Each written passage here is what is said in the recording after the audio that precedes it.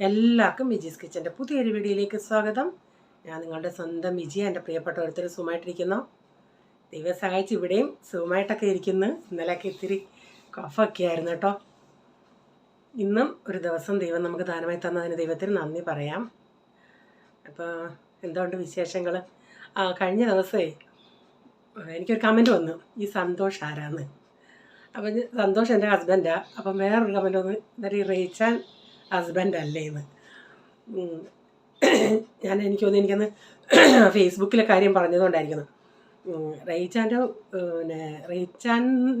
റേച്ചാന്ന് ഞാൻ മാത്രമേ വിളിക്കത്തുള്ളൂ. അതൊരു ഞാൻ കല്യാണം കഴിഞ്ഞു വന്നേ. സന്തോഷം എന്നേ എല്ലാവർക്കും അറിയത്തുള്ളൂ, അവരുടെ ഫാമിലിയിലാണെങ്കിലും ചർച്ചിലാണെങ്കിലും എല്ലാവർക്കും.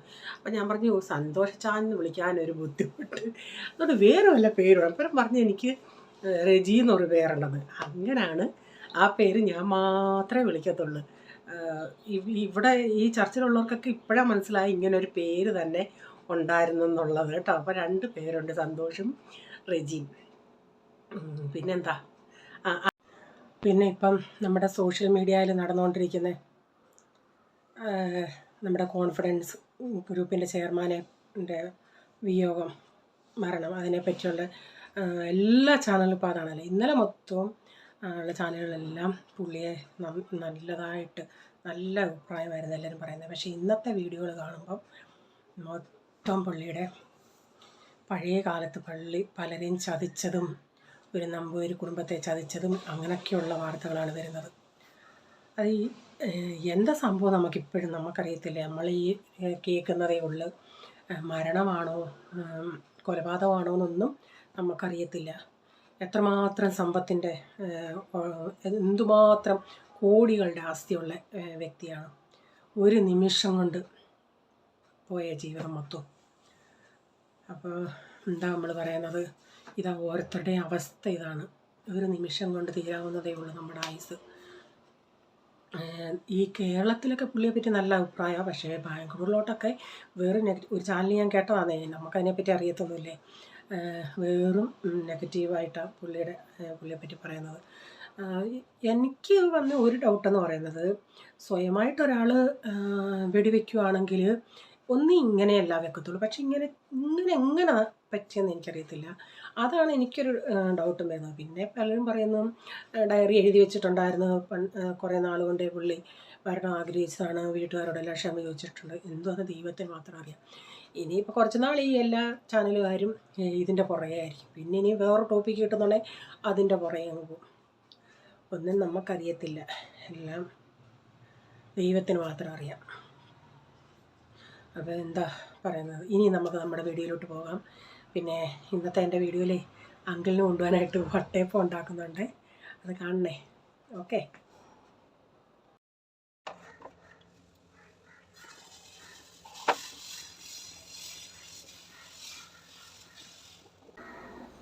അന്നേരം രാവിലെ നേരത്തെ ഇച്ചിരി മാവ് ഇരിപ്പുണ്ടായിരുന്നു, അതുപോലെ ഇച്ചിരി നമ്മുടെ ഈ മസാല ഇരിപ്പുണ്ടായിരുന്നു. കഴിഞ്ഞ ദിവസം ഞാൻ ബ്രെഡിനുണ്ടാക്കിയില്ലേ, അപ്പോൾ അതിന് ഇച്ചിരി മസാല ഇരിപ്പുണ്ടായിരുന്നു. അപ്പോൾ ഞാൻ ചിന്തിച്ചെന്നാൽ മസാല ദോശ ഉണ്ടാക്കാൻ. എല്ലാവരും ഒന്നും ഇവിടെ ഉണ്ടായിരുന്നു. അപ്പം ചൂടോടെ എല്ലാവർക്കും ഉണ്ടാക്കി കൊടുക്കാമെന്ന്. അപ്പോൾ കുറച്ചേ ഉള്ളായിരുന്നു.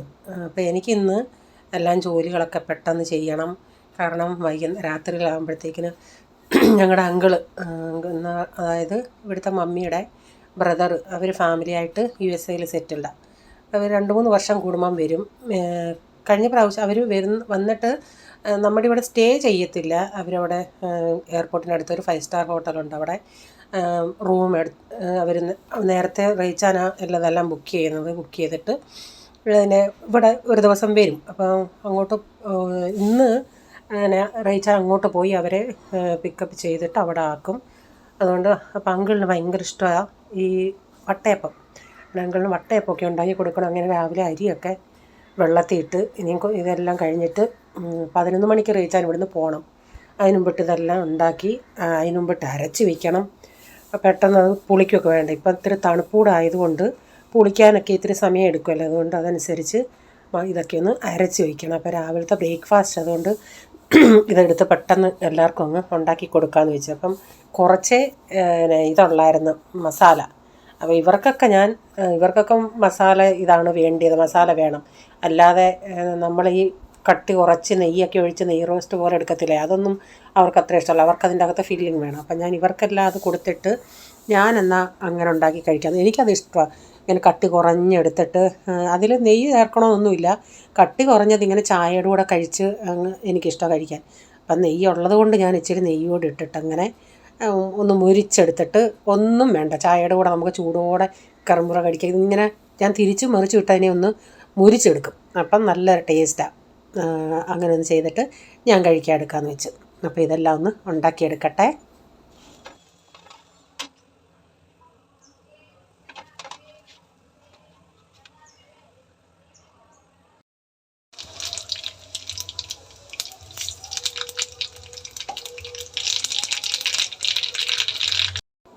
അന്നേരം ചപ്പാത്തിക്ക് ടൊമാറ്റോ ചട്നി ഉണ്ടാക്കാമെന്ന് ചിന്തിച്ച്. കുറേ നാളായി ടൊമാറ്റോ ചട്നി ഉണ്ടാക്കിയിട്ട്. ഇപ്പം ടൊമാറ്റോയ്ക്കും വിലയാണ്, കിലോ 40 50 എന്നൊക്കെ പറയും. പക്ഷേ ഇപ്പം കൊണ്ടുവന്ന ടൊമാറ്റോ ഇച്ചിരി നല്ല പഴുത്തതായതുകൊണ്ട് ഇനി അത് ഒത്തിരി ഇട്ടേക്കാൻ പറ്റത്തില്ല. ഞാൻ ഫ്രിഡ്ജിൽ വെക്കാറില്ല, വെളിയിലാണ് വെക്കുന്നത്. ഫ്രിഡ്ജിലല്ലാതെ പച്ചക്കറി തന്നെ വെക്കാൻ നമുക്ക് സ്ഥലമില്ല. അതുകൊണ്ട് എന്നും ഞാനിങ്ങനെ പച്ചക്കറികൾ കൊണ്ടുവരുമ്പോൾ ചിന്തിക്കും, ദൈവമേ ഇതിനൊക്കെ വലിയൊരു ഫ്രിഡ്ജ് കിട്ടിയായിരുന്നെങ്കിൽ നല്ലതായിരുന്നു. ഈ മീനൊക്കെ കൂടുതൽ കിട്ടുമ്പോഴേ നമുക്ക് ഫ്രീസറിലൊക്കെ വെക്കാനേ ഉള്ള സമയത്ത് ഇച്ചിരി വാങ്ങിച്ചു വെച്ചാൽ നല്ലതല്ലേ. അപ്പോൾ ഇതിൽ ഒത്തിരി ഒന്നും അതിൽ കൊള്ളത്തില്ല. അങ്ങനെ ഓരോ കാര്യത്തിനും നമ്മളിങ്ങനെ അപ്പോൾ കേൾക്കുന്നവരെ നിൽക്കും, ഇത് അത്യാഗ്രഹമാണ്. അത്യാഗ്രഹമല്ല, നമ്മുടെ ഒരു ആഗ്രഹം. ആവശ്യമുള്ളപ്പോൾ ഇതൊക്കെ ചെയ്തു വെച്ചാൽ നല്ലതല്ലേ.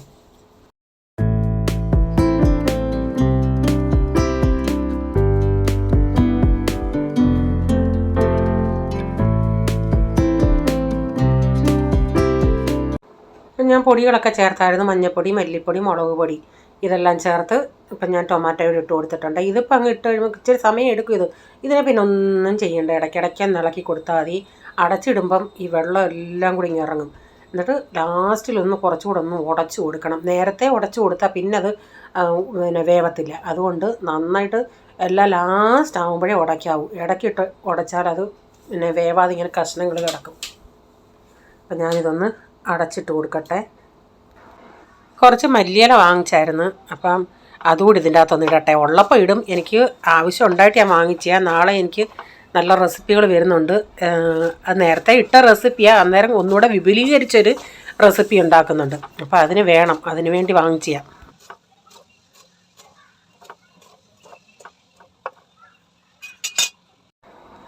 അപ്പോൾ ഇത് വേണ്ട നന്നായി വെള്ളമൊക്കെ ഇറങ്ങി വെന്തിട്ടുണ്ട്. ഇനി ഞാനിത് സ്പൂണിൻ്റെ പുറകുവശം കൊണ്ടൊന്ന് ഉടച്ചു കൊടുക്കുവേ.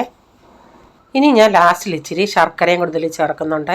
അപ്പോൾ ഈ ശർക്കര ഞാൻ ഉപയോഗിച്ച് നോക്കിയതാണ്, ഇതിൽ അധികം മണ്ണും കല്ലൊന്നും ഇല്ലാത്ത. അതുകൊണ്ടാണ് ഞാനിപ്പം ഡയറക്റ്റ് അങ്ങ് ചീകിയിടുന്നേ.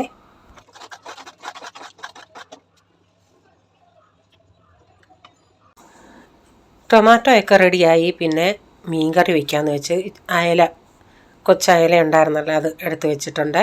അതൊന്ന് കറി വയ്ക്കാം ഇനി. അപ്പോൾ എന്നോടന്ന് എൻ്റെ ഒരു സബ്സ്ക്രൈബർ പറഞ്ഞായിരുന്നു, വ്യൂസിൻ്റെ കാര്യം പറഞ്ഞോണ്ടേ, ബിജി ഷോർട്ട് വീഡിയോ ഇട്, അപ്പം വ്യൂസ് കൂടുമെന്ന്. ഇടുന്ന ഷോർട്ട് വീഡിയോകൾക്ക് മിക്കതിനും വ്യൂസ് ഉണ്ട്, പക്ഷേ ലോങ് വീഡിയോയ്ക്ക് അങ്ങനെ വ്യൂസ് വരുന്നില്ല.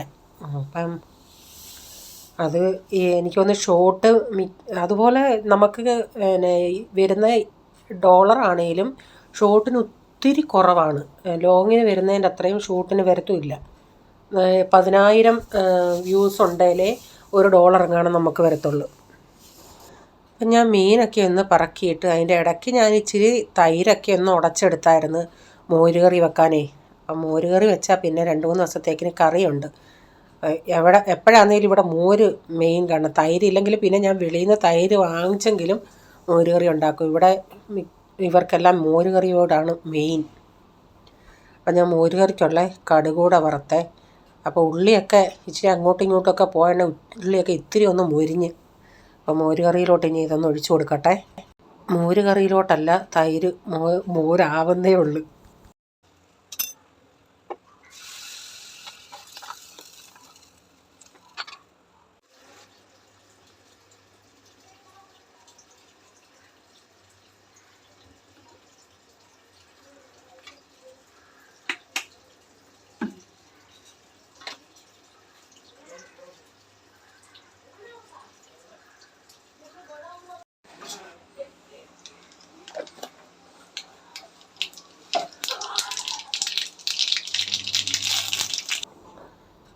മീൻകറിയായി, മോരുകറിയായി, രാവിലെ ടൊമാറ്റോ ചട്നിയായി ചപ്പാത്തിക്ക്. പിന്നെ ഇച്ചിരി ബീൻസ് അരിഞ്ഞ് വെച്ചായിരുന്നു, അതുകൂടെ തോരൻ വയ്ക്കാമെന്ന് വെച്ചാൽ. അപ്പുറത്തിരിക്കുന്നത് ഞാൻ വട്ടയപ്പത്തിന് അരി വെള്ളത്തിയിട്ടതാണ്. അപ്പം അത് ഞാനൊന്ന് മറന്നു പോയായിരുന്നു. പിന്നെ ഇച്ചിരി ചൂട് വെള്ളത്തിലാണ് അരി ഇട്ടത്. ഒരു 3-4 മണിക്കൂറേലും ഒന്ന് കുതിരണ്ടേ, 4-5 മണിക്കൂർ. അപ്പം ഞാൻ ഈ ബീൻസേ ഒരു സ്വല്പം കിളുന്നല്ലായിരുന്നു, എന്നാലും ഒത്തിരി മുറ്റിയതല്ല, കിളുന്നല്ല. അപ്പം ഞാനൊരു ഇച്ചിണിയും വെള്ളം ഒഴിച്ചു കൊടുത്തിട്ടുണ്ട്. എന്നിട്ടത് നന്നായി മിക്സ് ചെയ്ത് അവിടെ കിടക്കട്ടെ. ഇന്ന് നല്ല തിരക്കുള്ള ദിവസമായിരുന്നു. ഇല്ല കമ്പ്യൂട്ടർ പോലെ നിന്ന് ജോലി ചെയ്യണമായിരുന്നു. അതിൻ്റെ ഇടയ്ക്ക് തുണി കഴുകാനിടണമായിരുന്നു. ഒരു ദിവസം കഴുകിയില്ലെങ്കിൽ പിന്നെ ആകെ ബുദ്ധിമുട്ടാണ്. മീൻകറിയൊക്കെ റെഡി ആയായിരുന്നേ. 2 കപ്പ് അരി, 1/2 കപ്പ് ചോറ്, 3-4 ഏലക്ക, ഇത്രയും അരിക്കാം. പിന്നെ പഞ്ചസാരയൊക്കെ ചേർക്കാം. ഇപ്പം ഇതിൽ ഇച്ചിരി വെള്ളമുണ്ട്, വെള്ളം ഒഴിക്കാതിരിക്കാം. ഞാനിതിലിപ്പം ആ പൊട്ടിച്ച തേങ്ങയ്ക്കകത്ത് 1/2 ടീസ്പൂൺ ഈസ്റ്റ് ഇട്ട് വെച്ചത്. ഒരു മണിക്കൂറായി കാണും. മധുരം അവർക്ക് കുറച്ച് മതി. ഞാനൊരു 4 ടേബിൾ സ്പൂൺ ഇട്ടിട്ടുണ്ട്. പിന്നെ നോക്കാം, കുറച്ചിത് ഒഴിച്ചു കൊടുക്കുക.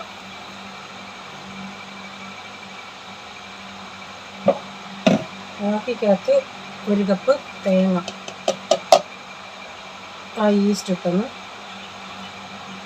അരയ്ക്കാം.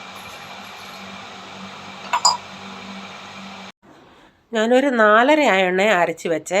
അപ്പോൾ ഞാൻ ചിന്തിച്ചൊരു 9 മണി ആകുമ്പോഴത്തേക്കിനും ഉണ്ടാക്കാൻ തുടങ്ങി.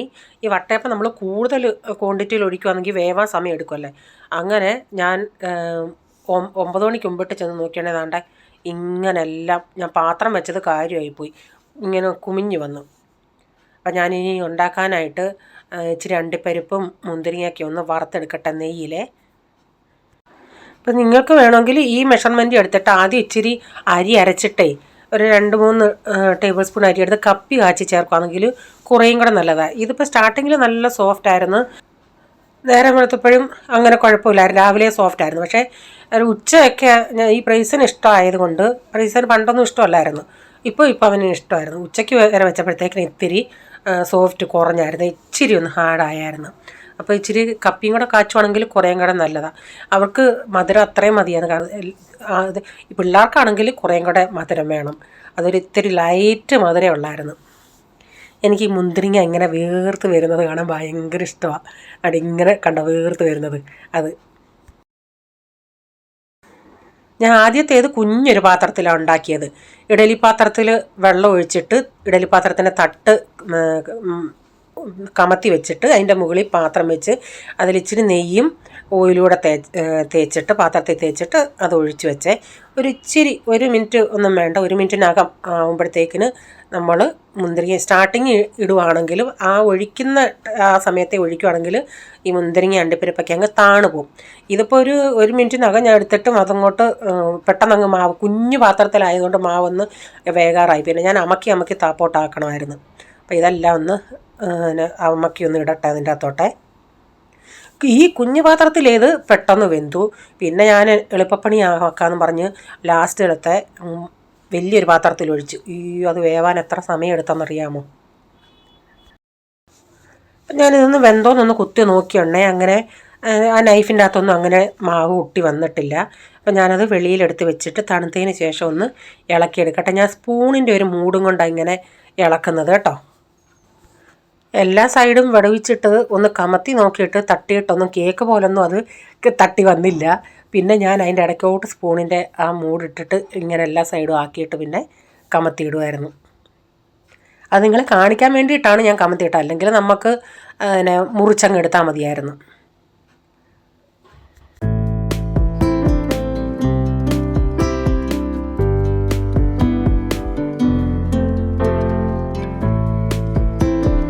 അപ്പോൾ രണ്ടാമത്തെ ഞാൻ എന്തോ ഇതെന്നോ എന്നാൽ പെട്ടെന്ന് ഇളകി വരാൻ വേണ്ടി ഞാൻ ആ പാത്രത്തിലേ കുറച്ച് നെയ്യ് കൂടുതലായിട്ട് അങ്ങ് തേച്ച്. നെയ്യ് കൂടുതൽ തേച്ചോണ്ടേ ഞാൻ ഞാൻ ചിന്തിച്ചില്ല ഇത്രയും അബദ്ധം പറ്റുമെന്നും. പക്ഷേ ടേസ്റ്റിന് ഒരു കുഴപ്പമില്ലായിരുന്നു, നെയ്യല്ലായിരുന്നോ, അതുകൊണ്ട് കളർ ഇത്തിരി വ്യത്യാസം വന്നതേ ഉള്ളൂ. മുകളിൽ വെളുപ്പും അടിവശം ഇച്ചിരി മഞ്ഞ കളറുമായി. അപ്പോൾ ഇതിലെല്ലാം മാവ് കൂടെ ഒഴിച്ചപ്പോഴത്തേക്കിന് എനിക്കത് വേവാനും സമയമായി. കുഞ്ഞു പാത്രത്തിൽ 2 പ്രാവശ്യം ചെയ്താൽ മതിയായിരുന്നു. അപ്പോൾ ഇത് കമത്തി ഇടുമ്പോൾ നിങ്ങളൊന്ന് ശ്രദ്ധിയരേ. അപ്പോൾ ഇന്നത്തെ വീഡിയോയിലെ വിശേഷങ്ങൾ ഇതൊക്കെയായിരുന്നു. വീഡിയോ ഇഷ്ടമായെങ്കിൽ ലൈക്ക് ചെയ്യണേ. നിങ്ങളുടെ അഭിപ്രായം കമൻറ്റിൽ കൂടെ അറിയിക്കണേ. സബ്സ്ക്രൈബ് ചെയ്യാതെ ആരെങ്കിലും വീഡിയോ കാണുന്നുണ്ടെങ്കിൽ വീഡിയോ ഇഷ്ടമായി വീണ്ടും ചാനൽ കാണണമെന്ന് ആഗ്രഹമുണ്ടെങ്കിൽ ഒന്ന് സബ്സ്ക്രൈബ് ചെയ്തിട്ട് ആ ബെല്ലൈക്കൺ ബട്ടണോടെ പ്രസ് ചെയ്യുകയാണെങ്കിൽ ഓൾ എന്നൊരു ഓപ്ഷൻ വരും. അതോടെ പ്രസ് ചെയ്യുകയാണെങ്കിൽ ഞാനിന്ന് വീഡിയോയുടെ നോട്ടിഫിക്കേഷൻ നിങ്ങൾക്ക് എന്നും വരുന്നതായിരിക്കും. ഇനി ഒരു പുതിയ വീഡിയോയുമായി വരും വരെ bye God bless you all. Thank you. Take care. Bye. See U.